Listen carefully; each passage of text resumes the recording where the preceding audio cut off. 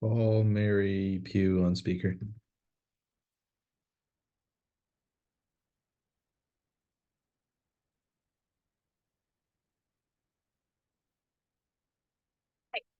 Hey, how do I do the screen sharing thing just so I know how to do it? Like, where would I need to allow screen sharing? It may be in the actual settings within Zoom. So you might need to go back to like the browser and go to the meeting and edit the settings. Oh, I see. Who can share? Hold on. So one participant can share at a time. Who can share? All participants. Who can start Yep. sharing when someone else is sharing? Do I leave that as host only, or is all percent, or is it all? No, that could be any. That doesn't really happen. It Okay. doesn't. It's not super applicable. So just leave it as all participants can share one at a time. Yep, that's great. Great. It is set. Do I need to do anything else other than just let people in a minute? I don't think so. I think that's all. Okay, well, I'm in waiting. Do I need to change Sam's name to like Studio 46 or just leave it as Sam? It's up to you. It's not a huge deal. You can Okay. just leave it. Yeah, I'll just leave it. I don't want to screw his stuff up. So Sounds good. Maybe one last thing, if you just want to email Scott Hall, I normally just a one-off send directly to him, just say, I have the Zoom up, we're ready he's to go. he's waiting in Oh, the great, even better. Okay, should I perfect. just admit him early and let him sit? Yep, that's totally fine. Okay, sounds good. Cool. Thanks, Jake. Appreciate it. Thanks. Bye.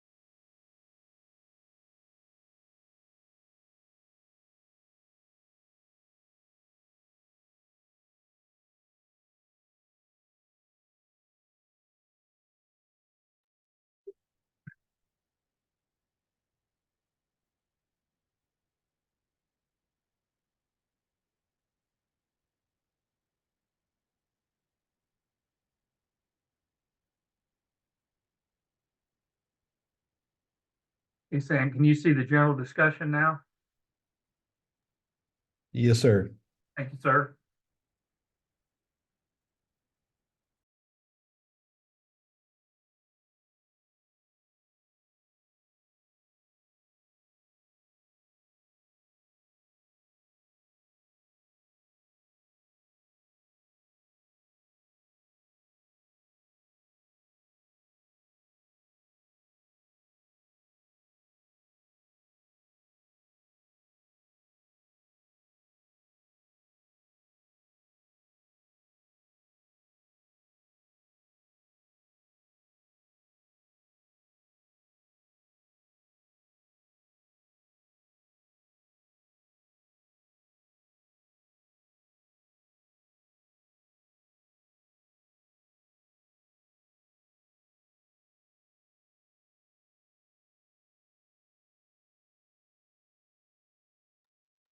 Good morning, Scott. How are you? I'm doing good. How you doing? Oh, pretty good. Enjoying your spring? Oh my gosh, it's beautiful outside. That rain just livened everything up. Absolutely. I think I'll go out at lunch and just kind of soak a little up. That's a good thing. Hey, good morning, everybody. Morning, Judge.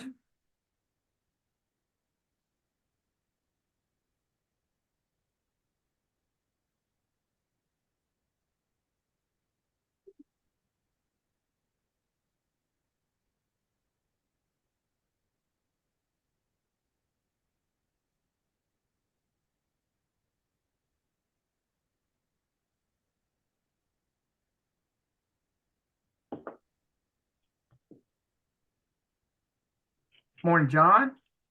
Morning, sir. How are you? Doing wonderful. And yourself? Better than I deserve. All right.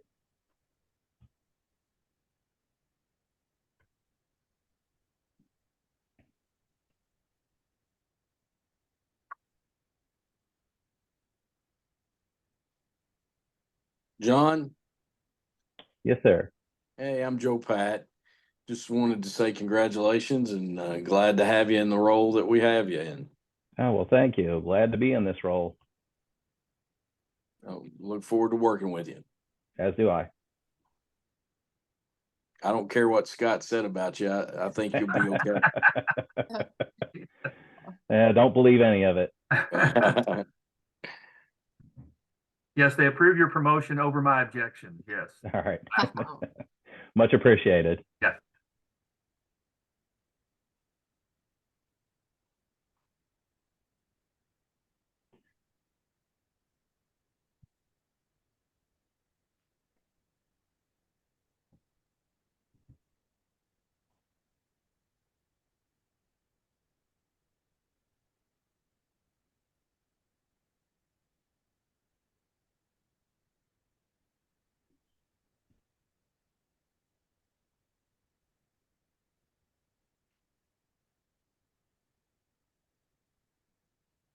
Scott, do we have Mayor Jenkins on with us?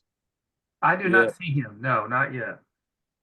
And the only proxy I got was from Gina for Superintendent Parker.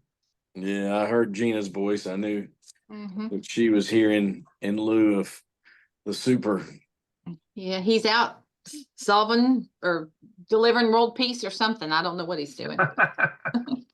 Well, if he can do that, his role might need to change. Yeah. I don't know He about might need to that. expand it. I know Expanded. he's superintendent of the year now, right? Oh yeah. Mm-hmm. There's the mayor. Morning, Mayor. Good morning. How are you all this morning? Let me put my face up there. There you Good go. morning. There's that face America loves right there. Hey, good morning, Mayor. Morning. Good morning. Well, with that said, we'll go ahead and call the meeting to order. This is the Georgetown Scott County Revenue Commission meeting, Wednesday, April 24th, 2024. It's amazing that we are deep into April and glad to be here with you all for this business meeting. Let the record reflect that that Commissioner Billy Parker was represented by Gina Amos, and that Mayor Jenkins and Joe Pat Covington and myself are in attendance. So that leads us to the next item, number 3, approval of minutes from the last meeting, 3/27/2024. Those were shared via email. Are there any questions or comments related to those as presented? And would there be a motion? Yes, there is one correction that needs to be made. Can everyone see the agenda or the minutes? I'm sorry. Yes. Okay. Yes. Line item 5, general discussion, letter B as in boy, the KJRA January report, it says no payments were made. That's incorrect. The January payment was made. During the discussion, we talked about how that would be the last one for this fiscal year, and the February and March payments, there would be no payments those months, and it's the same every year. So that'll just need to be corrected. That's just a typo. Okay. I'll make a Okay. motion along with the substitute the corrections. I'll second that motion. Okay, any other questions or comments? All those in favor, please say aye. Aye. Any Aye. opposed? Motion passes. Thank you all for that, and thanks for the correction. And then I'm going to turn it over to Scott to introduce our new Assistant Director and IT Coordinator, multiple hats, Mr. John Higgins. Scott? Thank you, Judge. And thanks to all the commissioners for approving this promotion as we discussed last month. John's been with us for quite a while now. He came to us through Robert Half, and then we converted him over to a full-time employee. He's done amazing work here, has great management skills and amazing IT skills. That's going to be just a wealth of knowledge for us and kind of put us at a different level here as we continue to deal with managed service providers, third-party IT, things of that nature. So I just wanted to introduce John, welcome him. And John, if there's anything else you'd like to say about your background or about your promotion. Certainly, I appreciate that. In all honesty, I'm super excited about this position. Really been impressed with what Scott and Jessica had set up prior to me stepping into this role, and really looking to run with what they have, the foundation they've set up, and build on that.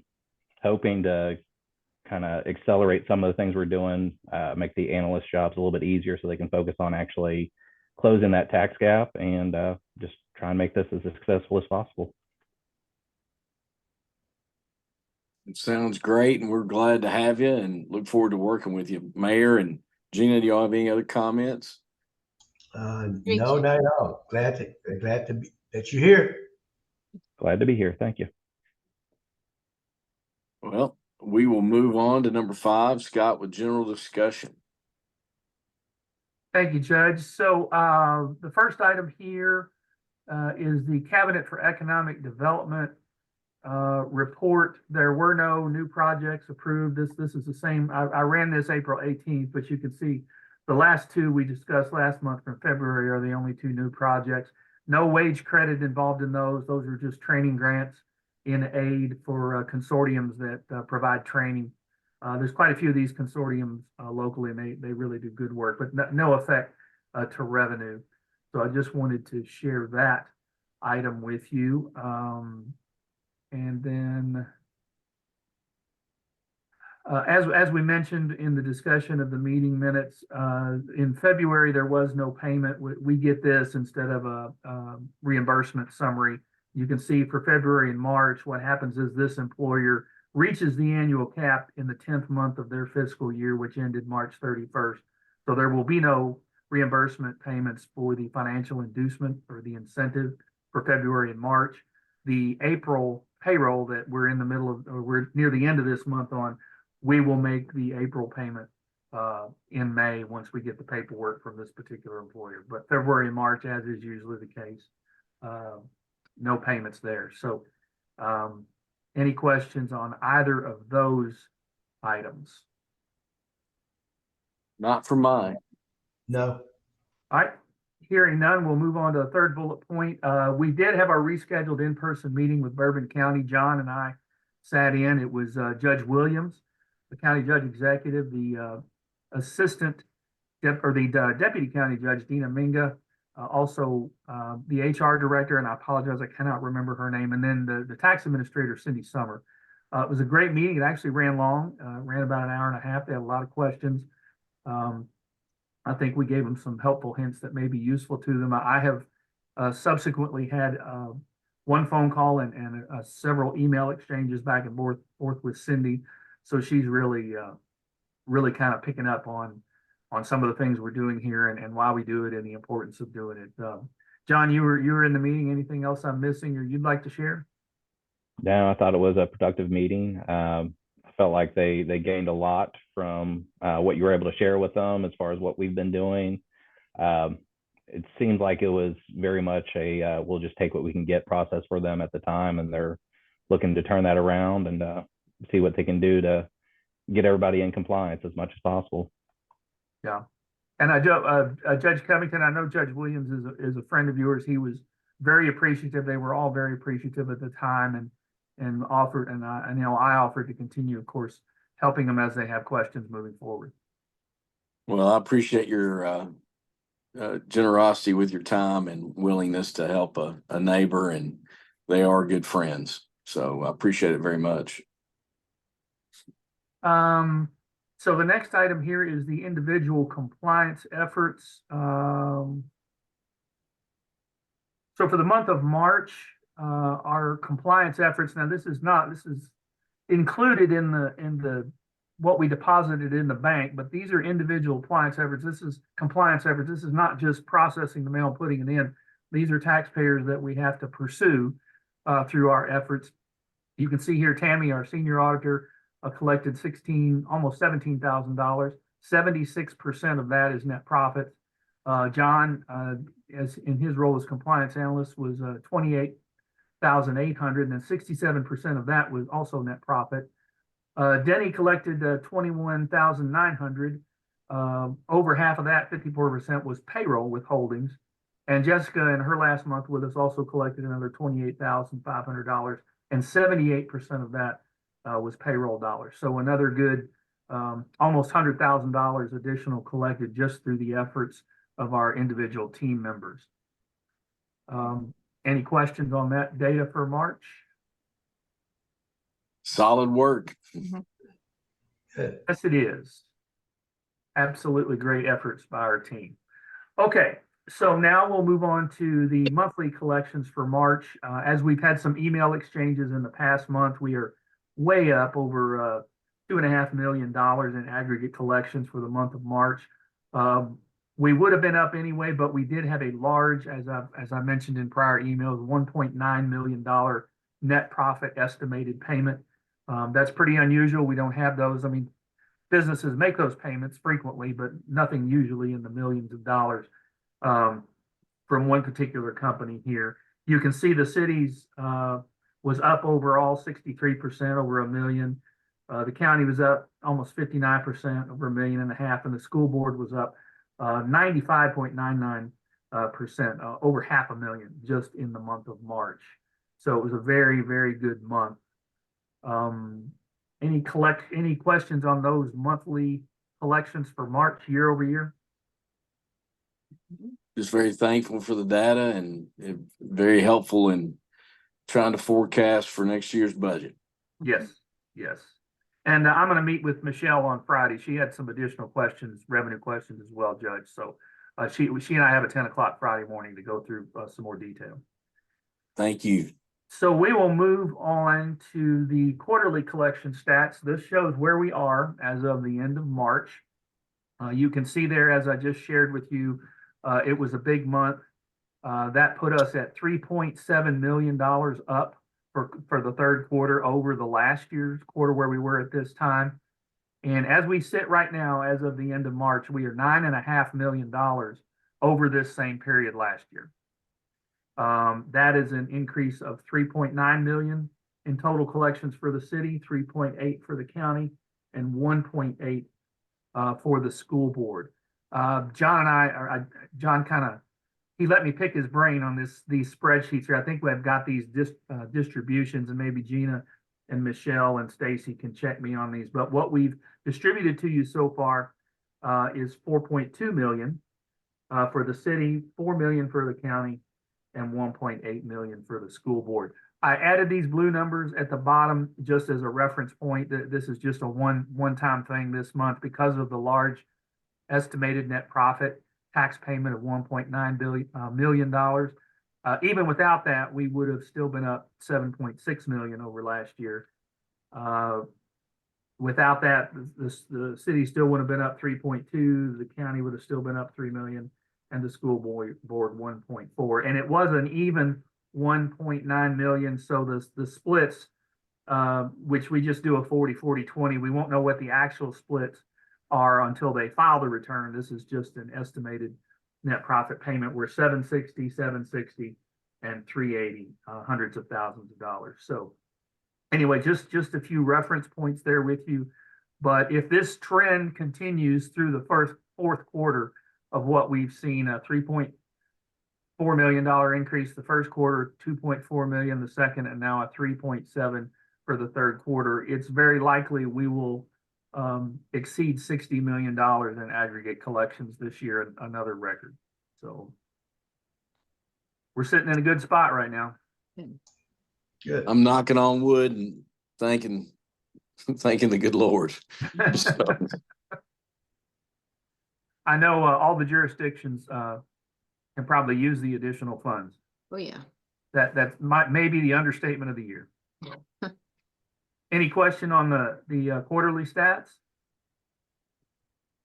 none from me. Okay, Good. hearing none, we will go down to the new accounts. So as of the first 3 months of this year, we have 310 new accounts open, 219 closed. A lot of those closed are again, the cleanup Jessica's been involved in the first 3 months of this year. So we are lagging behind about 101. We were at 411 this time last year, new businesses creating accounts with us, but a lot of those are kind of sitting in dry dock right now because of the April 15th filing deadline. We'll be processing those. April's usually a big month, so we may catch up there on that, but we'll be keeping an eye on that. The month of March, we actually had 124 with 64 closed. And you add all those up, it comes to the 310 we have there. And then I updated all of these numbers here for 2024. I just plug this in and try to keep an eye on what the total account numbers are. So any questions on the new accounts or closed accounts data for March? Nope. Nope. Good stuff. All right. So that does it for general discussion. I do, as promised last month, have a preliminary budget. This does not have all the data in it, and we'll just jump right in and start discussing that. Not asking for an approval, just some discussion and review, kind of let you know where we're sitting at the moment. And so this is our standard budget document here. The one thing I've changed this time around is over here where I give some detail about why certain expenses have gone up or down. I've color coded them and kind of filled that in there. So we'll kind of touch on those. Of course, our largest expense is always our payroll. We won't know until it says from Director of Finance in Georgetown. Stacy will give me these numbers once a COLA decision is made. So I won't be able to plug that in until we have a discussion and start talking about COLA. These are what you considered last year. Was 5% and 6.5%. We did add on a little bit to this because of an adjustment we had to make due to promoting Jessica to the general counsel at the time. So the final number here you can see was about $30,000 more than that. So I don't know. I'm sure you're having these discussions in the city, county, and school board about COLAs for this year. So won't be able to get a number on that until we figure that piece out. I'll just go down here through some of these. Obviously, green are numbers that went down, red are expenses that went up. This first one here is legal fees. The only reason this was $10,000 last year is because we replenished the retained funds that we keep in there in case we need to use Sturgill Turner. We also had $282.41 final invoice from them for the work that they had done for us last year before we promoted Jessica to general counsel. So there's no outstanding, there's no legal fees in the budget moving forward.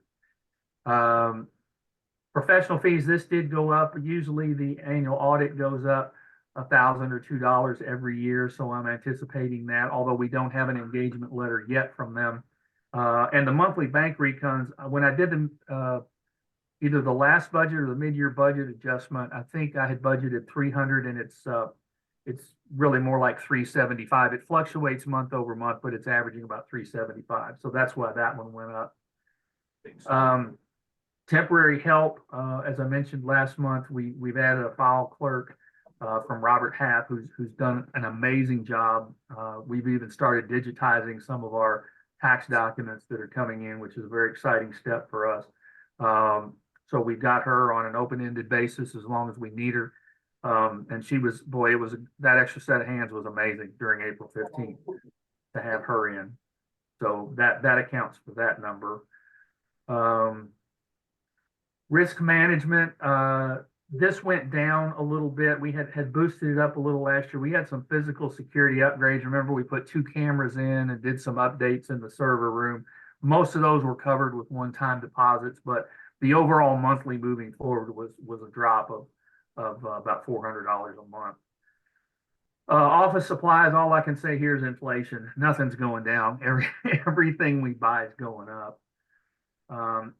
Here in the line item of telephone and telecom, we did have a one-time setup fee when we finally did the VoIP conversion, and I think I missed that in the mid-year budget adjustment, so I haven't put that in here. But the monthly has remained unchanged. CoStar postage went up quite a bit due to the waiver window. It was $2,205. We talked about that last month when we did the waiver window back in October, November, and December.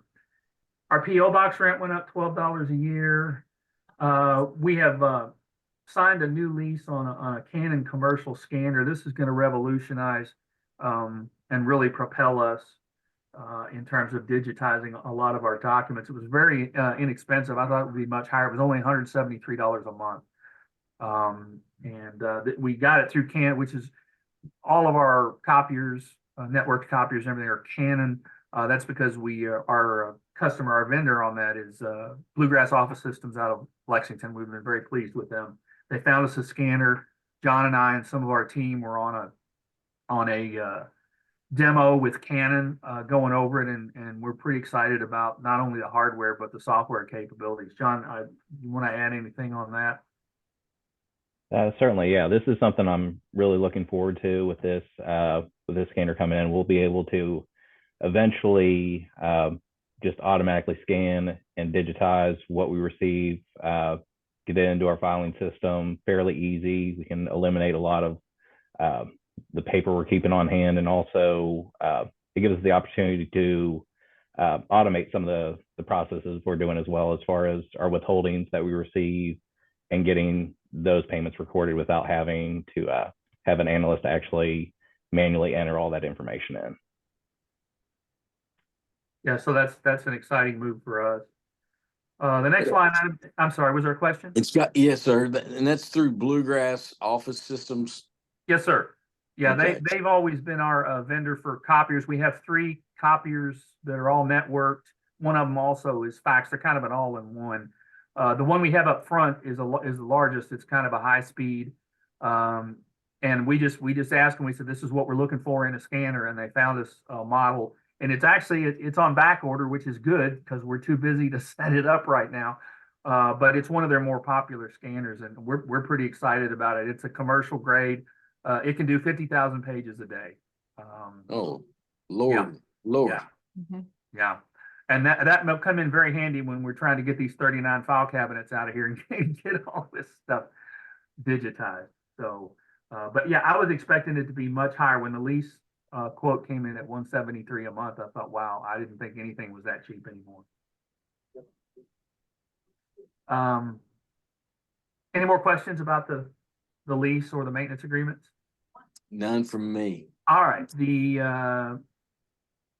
or I'm sorry, that was equipment rental. This is maintenance agreements. That dropped about $1,700. We had some HVAC issues on our side of the house. You know, these suites we occupy are actually used to be two separate suites, and they each have a separate HVAC. So we had some issues with ours last year, and the water company decided just to put a new unit in, and of course that's on them. That's their expense because it was old and it sat here before we occupied the space for many years without having any use. So, but in the course of those discussions, you know, we figured out per the lease we don't have to have a separate HVAC come in. All our responsibility is to change the filters, and we can do that ourselves quarterly. So we found the filters for all the units, bought them, and we're doing that. So we were able to save about $1,700 a year by doing that. So, and it's an easy thing to do.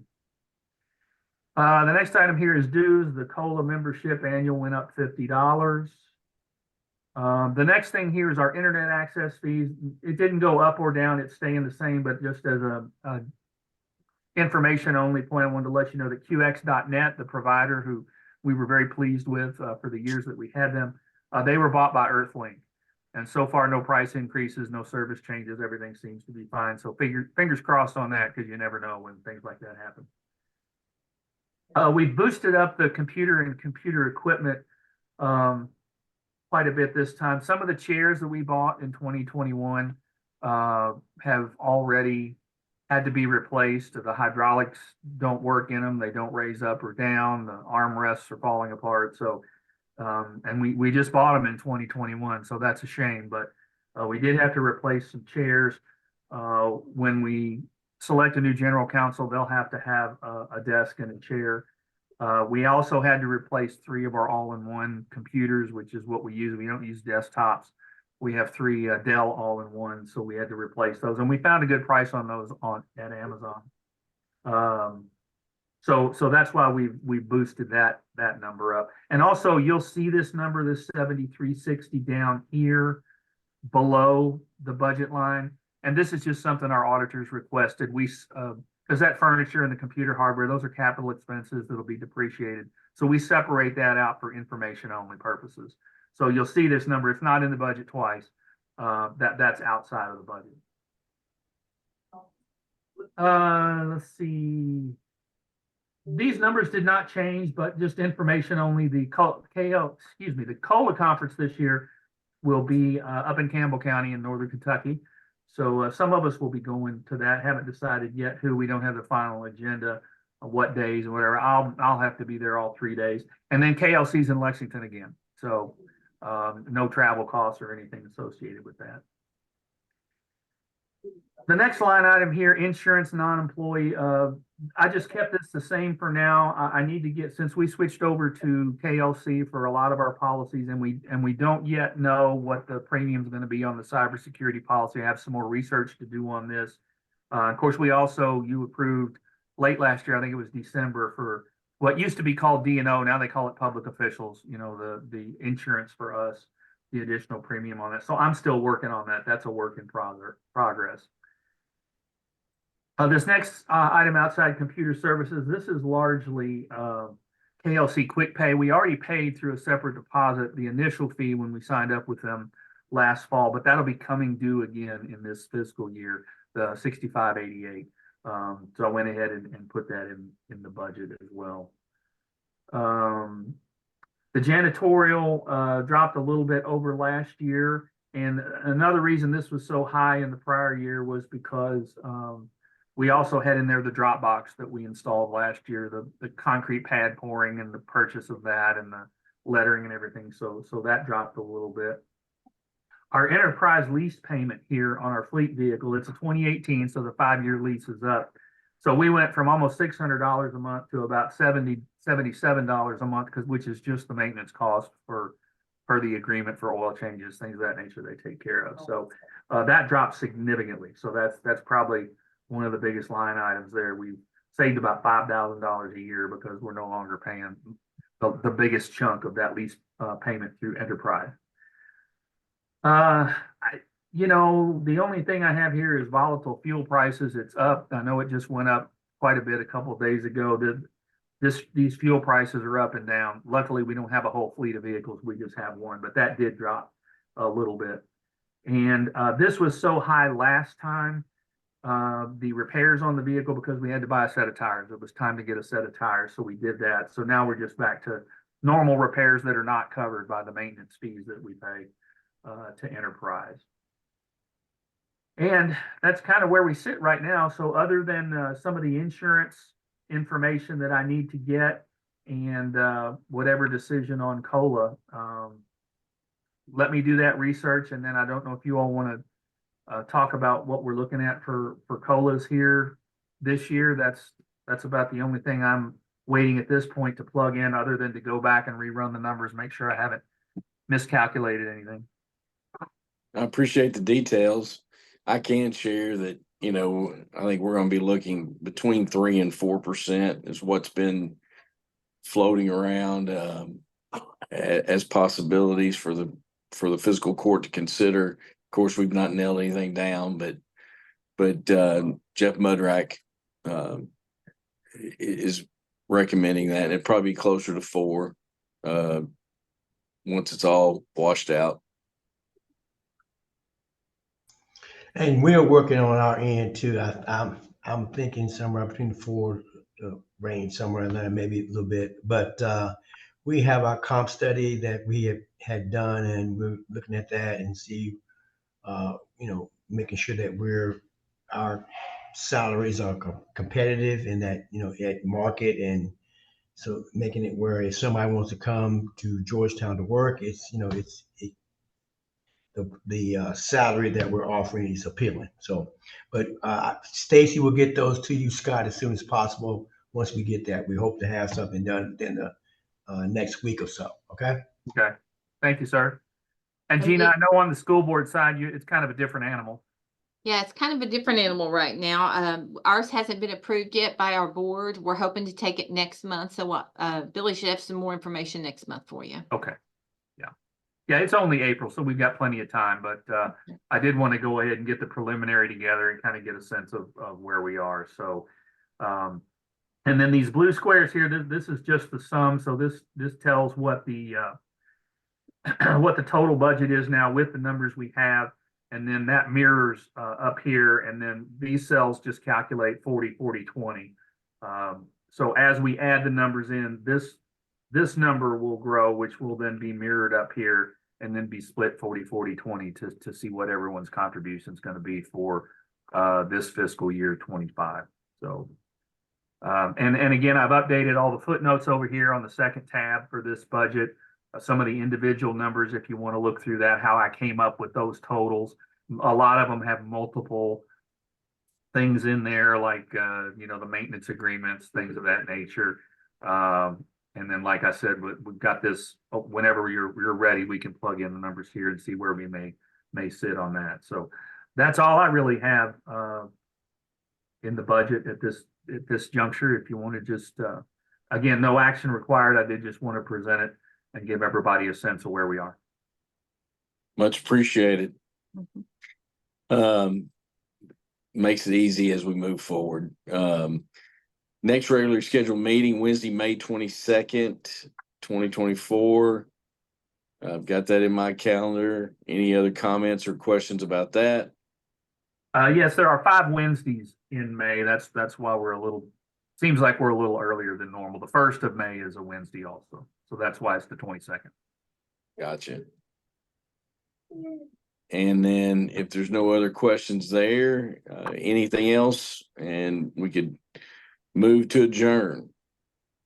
So moved. So we have a motion, we have a second. Now let's vote with our leave the meeting button. So appreciate everybody's work, and thanks so much. Have a great day. Enjoy the sunshine. Thanks, everybody. Thank you. See you next month. All right. Bye-bye.